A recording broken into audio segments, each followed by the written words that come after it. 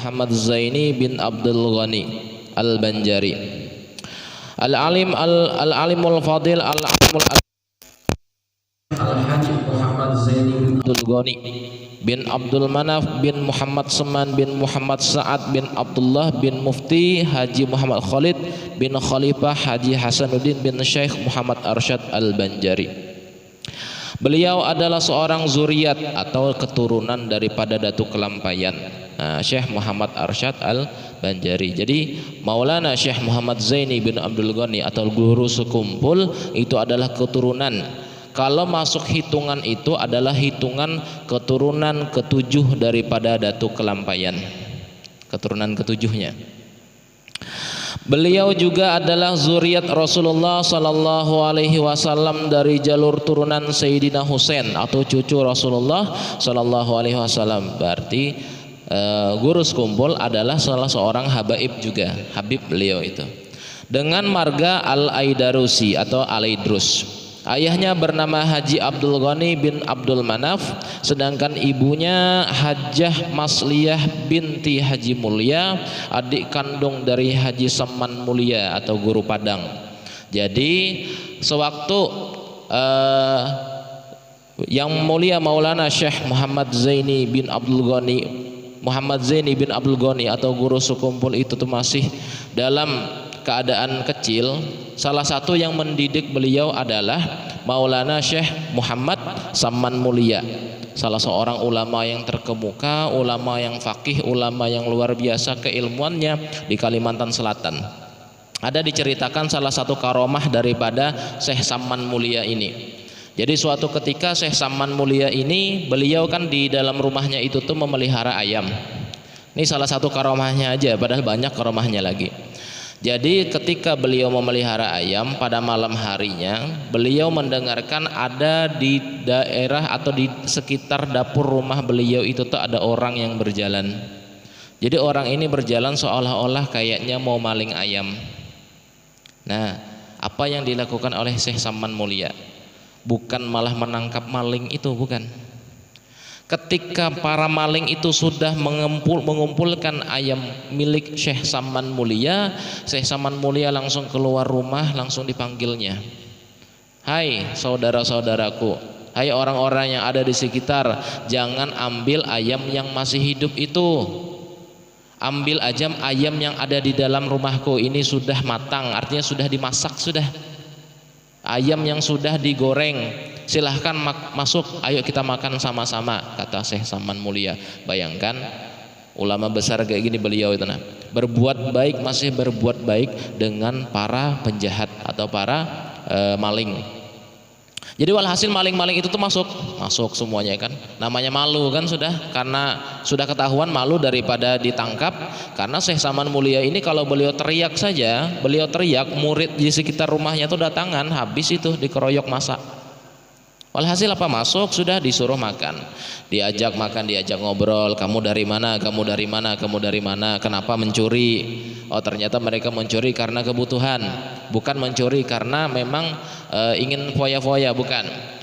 Jadi dari Syekh Saman Mulia, beliau ketika selesai makan, beliau masuk ke dalam kamar, keluar dari kamarnya itu tuh langsung membawa segepok uang. Jadi uang, dalam satu riwayat itu tuh uang sekitar 100 ribuan. Pada zaman dulu 100 ribu itu kan luar biasa, 100 ribuan, dan itu tuh satu gepok diberikan ke semua maling yang tadinya makan di rumah beliau itu. Kata beliau, taubat ya, taubat, jangan lagi maling, bikin usaha yang benar. Aku doakan mudah-mudahan kalian semua ini jadi orang kaya. Nah, walhasil ketika mereka kembali 10 tahun kemudian, 20 tahun kemudian, mereka semua menjadi orang yang kaya. Karena yang pertama didoakan, dan yang kedua mereka itu sudah taubat. Itu salah satu karamah daripada Syekh Saman Mulia. Ada lagi salah satu karamah beliau, di antara karamah beliau Syekh Saman Mulia ini, artinya Syekh Saman Mulia ini yang mendidik guru sekumpul, sehingga guru sekumpul menjadi orang yang luar biasa. Salah satu karamahnya lagi diceritakan suatu ketika beliau pernah waktu itu tuh beliau sedang duduk di luar rumah. Ketika duduk di luar rumah, ternyata bertemu dengan salah seorang preman. Preman ini tidak mengetahui bahwa beliau itu adalah ulama besar di Martapura pada saat itu, karena beliau pakaian beliau hanya memakai baju kaos, pakai sarung, tidak pakai kopiah. Ya sudah duduk kan. Kata kata preman itu, datangi preman tersebut kan. Kata premannya, "Bos," kata, "minta rokok." Kata Syekh Saman Mulia, "Rokokku kehabisan. Kalau misalkan kalau kamu mau beli aja, nih ada duitnya, tapi kamu yang belikan. Aku minta 1 biji aja rokoknya, kamu ambil aja semuanya rokoknya." Ternyata preman itu marah karena merasa disuruh oleh orang tua ini, oleh Syekh Saman Mulia. Marah, tamparnya Syekh Saman Mulia sampai terjatuh. Waktu ditampar, jatuh Syekh Saman Mulia, tidak pingsan, jatuh saja. Ada anak murid beliau melihat, langsung teriak, "Guru Saman dipukul orang." Habis. Jadi hampir satu, namanya kampung dalam pagar namanya, hampir satu kampung itu tuh keluaran manusianya mau menghajar satu orang itu. Tapi apa kata Guru Saman Mulia? Jangan, dia ini tidak tahu, jangan. Akhirnya diungsikan ke dalam rumah. Waktu ditanya, "Kamu dari mana?" "Oh," katanya, "saya dari Kalimantan Tengah," katanya. "Oh gitu. Kenapa cepat banget panas?" katanya. Artinya kenapa cepat banget marah gitu. Ditelusuri, ditanya-tanya, oh ternyata dia ini memiliki kajian. Bahasa kita tuh, dia itu tuh pernah punya kajian atau ilmu bela diri, yang ilmu bela dirinya tuh membuat dia tuh cepat panas. Artinya cepat kesurupan dan lain sebagainya. Kata Guru Saman, "Nah gini sudah. Kamu tunggu di sini. Ini supaya kamu tidak cepat marah ya, supaya kamu tidak cepat marah. Jadi jangan lagi main pukul orang, kasihan orang. Kalau aku dipukul tidak apa-apa," kata Guru Saman. "Tapi kalau orang lain yang dipukul gimana? Kasihan mereka." Masuk beliau ke dalam kamar, diambilkannya air putih, diminumkannya kepada orang tersebut. Ketika minum sampai air putihnya itu habis, muntah orang itu. Yang muntah keluar sejenis daging besarnya seperti gumpalan tangan, daging warna hitam pekat, berbau seperti bau bangkai. Nah ini kata beliau, ini minyak bintang yang kamu minum, katanya. Minyak bintang, kalau bapak ibu pernah dengar itu tuh minyak bintang. Ini minyak bintang yang kamu minum, yang tidak kamu keluarkannya, gini jadinya, yang membuat kamu cepat marah, katanya. Kata beliau, jangan lagi mengkaji-kaji yang kayak gitu, sudah taubat sudah, ayo taubat, ayo. Kalau misalkan ada duit misalkan, atau misalkan gak ada duit, bekerja kah? Kalau bekerja sambil nuntut ilmu, ayo kita nuntut ilmu bareng-bareng. Nah walhasil orang tersebut taubat dan menuntut ilmu bersama Guru Saman Mulia. Ini orang yang mendidik guru sekumpul ini. Bayangkan aja, orangnya luar biasa. Sampai salah seorang syekh di Libanon pada saat itu, beliau pernah ditanya, "Wahai syekh, saya ingin bertanya kepada engkau syekh, kira-kira guru yang bisa dikatakan guru yang mulia atau guru munsid yang sangat dimuliakan di dunia ini siapa-siapa saja?" Kata guru yang ada di Libanon tersebut, kata beliau cuma 2. Yang pertama, nama beliau adalah Habib Alwi bin Maliki Al-Hasani. Yang kedua, Guru Saman Mulia. Nah, Guru Saman Mulia yang di Martapura itu. Makanya kalau misalkan kita ke Martapura, jalan-jalan ke Martapura, tidak hanya ziarah ke Sukumpul saja, tidak hanya ziarah ke Kelampayan saja, ziarah juga ke makam Syekh Saman Mulia. Ini orang yang mendidik guru sekumpul, luar biasa karomah-karomahnya.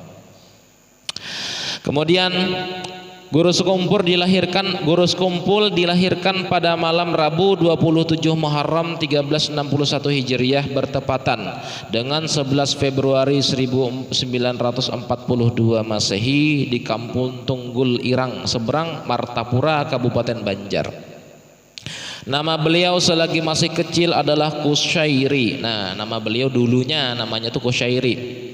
Kemudian beliau berganti nama menjadi Muhammad Zaini. Kenapa yuk ada orang yang ganti nama itu biasanya? Nah, pada umumnya begini Bu, kalau kita punya anak ya, cuman anak ini nih mulai umur Pokoknya baru lahir, kemudian umur 1 tahun, 2 tahun, 3 tahun, anaknya luar biasa penggaringan, cepat sakit terus kayak gitu. Nah, sembuh sedikit habis itu sakit lagi, sembuh sedikit sakit lagi. Atau misalkan anaknya ini nakalnya luar biasa, dinasihati tuh mantul, gak mempan-mempan dinasihati, itu kemungkinan besar namanya, ini menurut orang tua Bahari, menurut para alim ulama Banjar juga mengatakan kemungkinan besar namanya tidak cocok. Biasanya kalau seperti demikian namanya harus diganti, namanya diganti biasanya. Apakah namanya diganti atau ditambahi atau dikurangi? Diganti atau dikurangi. Seperti teman kami, beliau namanya Nurul Amaliyah dulu, waktu kami masih di pesantren Timbau, Nurul Amaliyah namanya. Tapi orangnya Masya Allah, sebulan itu tuh pasti ada dia itu sakit. Dia cerita sebulan itu dia sakit, selalu sakit. Kemudian apa? Dia bertanya dengan salah seorang guru di Martapura, katanya nama kamu ini nih panas sifatnya. Walhasil diganti, bukan Nurul Amaliyah tapi Siti Amaliyah. Setelah diganti, alhamdulillah yang bersangkutan tidak sakit-sakit lagi. Nah, begitu juga dengan guru sekumpul. Nama beliau pada masih kecil namanya Kusyairi, kemudian diganti menjadi nama beliau Muhammad Zaini. Sejak kecil termasuk salah seorang yang mahfuz, yaitu suatu keadaan yang sangat jarang terjadi kecuali bagi orang-orang pilihan yang sudah ditentukan oleh Allah Subhanahu wa taala. Beliau adalah salah seorang anak yang memiliki sifat-sifat dan pembawaan lain daripada yang lain. Di antaranya adalah beliau tidak pernah ihtilam. Tidak pernah ihtilam, atau bahasa kita tuh mimpi basah, tidak pernah. Orang yang balik, awal mula balik biasanya ihtilam itu dialami anak laki-laki semenjak umur 9 tahun sampai umur 15 tahun. Nah, yang mulia guru sekumpul tidak pernah ihtilam, bahkan sampai umur 15 tahun, dan beliau baliknya ketika umur 15 tahun. Itu balik, artinya tidak pernah mengalami ihtilam dan mulai balik di umur 15 tahun. Ada juga salah satu yang sesuatu yang di luar daripada kebiasaan atau di luar daripada adat kebiasaan masyarakat sekitar. Beliau ini memiliki sifat, salah satu sifatnya atau salah satu wataknya tidak mudah marah. Itu mulai kecil, itu tidak mudah marah. Diceritakan suatu ketika beliau pernah ditantang kelahi. Ini cerita beliau kami dapat cerita dari Abah Guru Zuhdi. Jadi beliau itu pernah ditantang kelahi oleh beberapa anak-anak yang sepantaran dengan beliau. Diajak berkelahi, beliau nggak mau, lari aja beliau, karena nggak mau. Walau orang nantang kayak gimana pun kita jangan menghadapi. Ternyata dikejar, waktu dikejar ditangkap, dipukuli habis-habisan. Guru sekumpul itu orangnya besar orangnya, dihajar habis-habisan. Apa yang beliau lakukan? Apakah beliau membalas mukul? Tidak. Tangan yang beliau gunakan hanya untuk menangkap pukulannya. Dipukul, tangkap beliau, ditepis beliau, gitu saja. Tidak membalas untuk memukul. Karena menurut beliau apa? Aku tidak ingin menyakiti umat Nabi Muhammad, kata beliau. Mulai dari kecil sudah ditanamkan. Pulang dari habis tempat beliau dipukuli itu, pulang ke rumah. Di rumah melihat bapaknya Haji Abdul Ghani, melihat wajahnya ini lebam, giginya tuh patah, bibirnya tuh sudah berdarah, tapi beliau diam aja. Padahal mau nangis sudah, pokoknya namanya kesakitan luar biasa, dipukuli orang, tapi beliau diam aja, diam. Karena orang tuanya sudah mengajarkan, apabila ada apa-apa di diri kamu, jangan mengadu. Mengadulah kepada Allah, jangan mengadu kepada makhluk. Sudah ditanamkan mulai kecil tauhid kepada Allah. Nah, ini beliau guru sekumpul luar biasa. Beliau sejak kecil selalu berada di samping kedua orang tuanya dan neneknya yang bernama Salbiyah.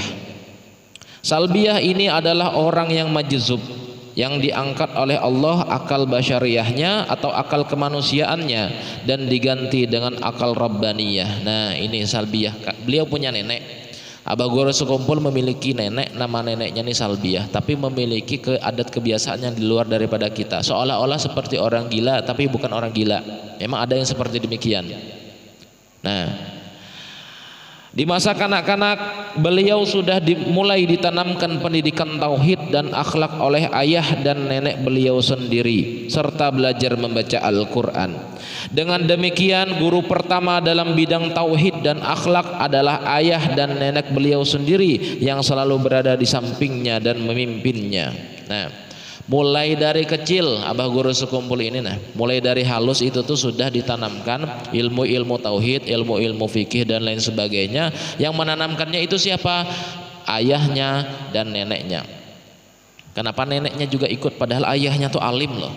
Ayah daripada abah guru sekumpul tuh alimnya luar biasa, tapi kenapa neneknya juga ikut membimbing? Itulah tugas seorang ayah, seorang kakek atau seorang nenek. Artinya apa? Masih mencari pundi-pundi amal untuk menanamkan amal jariah kepada anak cucu cicitnya. Makanya wajar aja biasanya kan kalau kai-kai bahari itu tuh cucunya mau belajar ngaji, bapaknya gak bisa ngajarkan, pergi ke kakeknya, kaiknya yang ngajari. Kakeknya nanti meninggal dunia, cucunya itu bisa ngaji sampai hari kiamat, ngalir terus pahalanya. Nah itu orang-orang tua bahari. Bahkan ada kalau di tempat di keluarga teman kami itu tuh, jadi kalau dia itu tuh memiliki cucunya tuh tidak boleh diajarkan oleh orang tuanya. Karena apa? Itu bagianku. Mengajarkan cucu itu tuh adalah bagianku. Orang tua nanti dulu. Nanti ketika kalian jadi kakek baru kalian mengajarkan cucu. Kenapa? Masih ingin mencari pundi-pundi amal yang bisa dijadikan pahala jariah.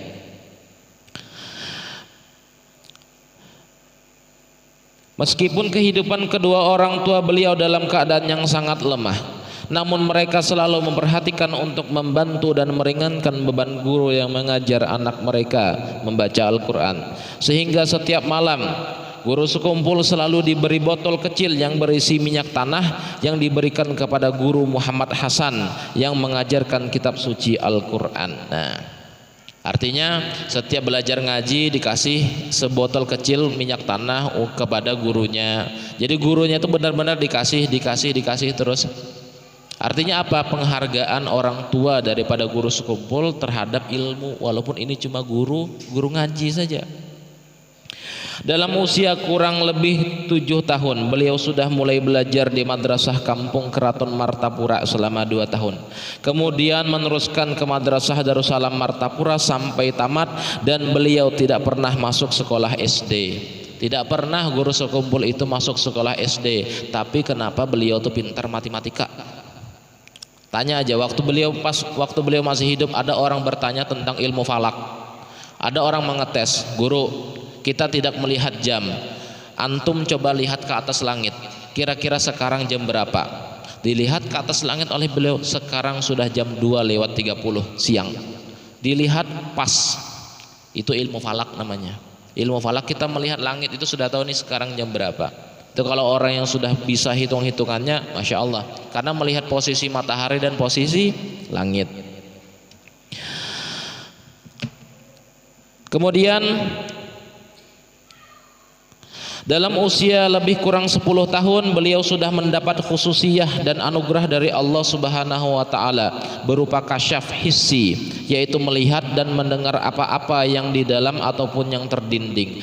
Beliau sudah bisa membaca hati manusia, hati orang lain ketika beliau berada di umur 10 tahun. Ini salah satu karamah beliau.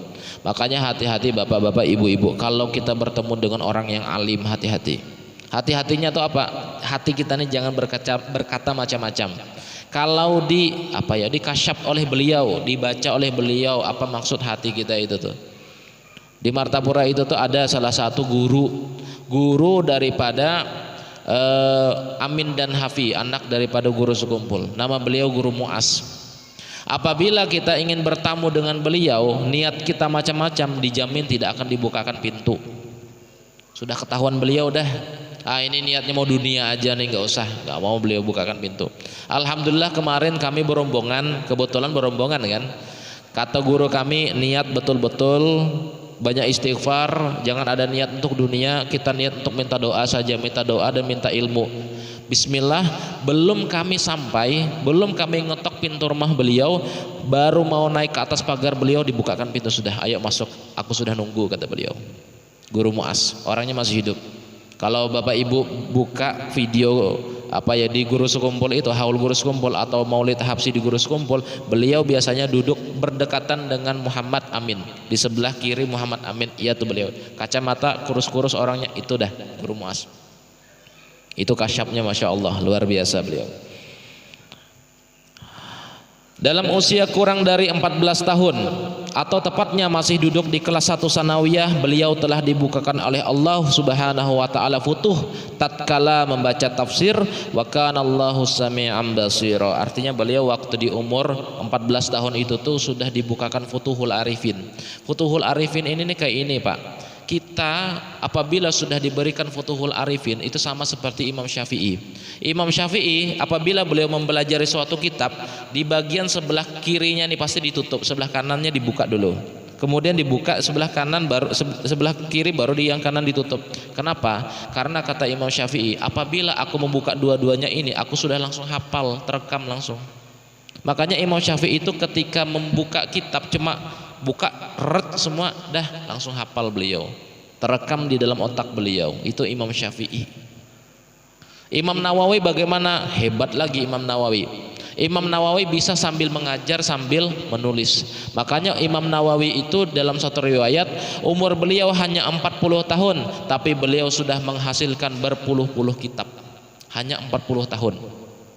Berarti dalam 1 tahun, jangankan 1 tahun, 1 bulan beliau bisa menulis sebanyak 2-3 kitab. Kalau kita mungkin belum tentu kan. Nah itu. Kemudian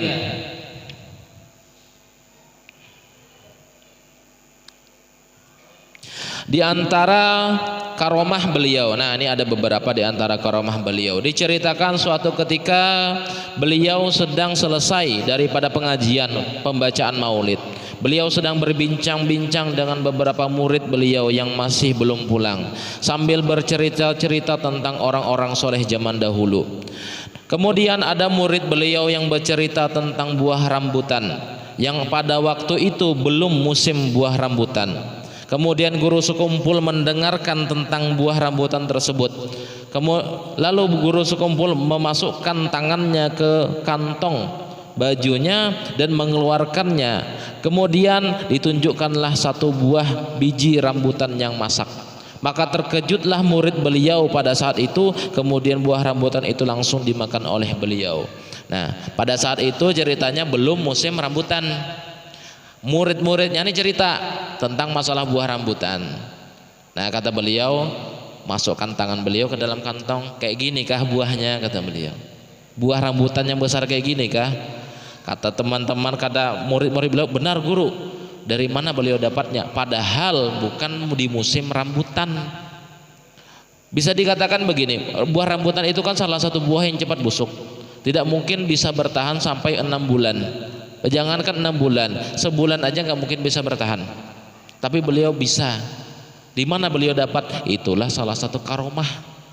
Karomah itu sesuatu yang di luar daripada kebiasaan, yang tidak bisa dimasukkan dalam nalar dan pikiran kita, tapi ada. Kemudian salah satu dari karomah beliau juga, suatu ketika beliau sedang berkunjung ke tempat Kiai Haji Muhammad Saman bin Haji Mulia atau Saman Mulia. Kemudian beliau disuruh oleh paman beliau untuk mengisi air minum ke dalam gelas untuk menjamu orang yang hadir. Air minum yang disediakan itu cuma 1 termos yang apabila dituangkan hanya cukup untuk 10 orang saja, sementara orang yang hadir ada ratusan. Maka kemudian beliau menuangkan air tersebut ke dalam gelas tanpa henti sampai ratusan orang yang hadir pada majelis tersebut tercukupi dengan air yang dituangkan tersebut dan masih tersisa banyak. Karomah beliau itu mirip seperti mukjizat Nabi Muhammad sallallahu alaihi wasallam. Di antara mukjizat Nabi Muhammad sallallahu alaihi wasallam, keluarnya dari sela-sela jari beliau ini nih air. Pada saat itu musim kering, dan pada saat itu tuh juga para sahabat ingin berwudu, tidak ada air, mengadu kepada Rasulullah, ya Rasulullah, kami tidak bisa berwudu, apa yang harus kami lakukan? Kata Nabi SAW, berwudulah dengan air yang ada di tanganku. Tangan beliau taruh seperti demikian, kemudian ngucur air yang sangat deras.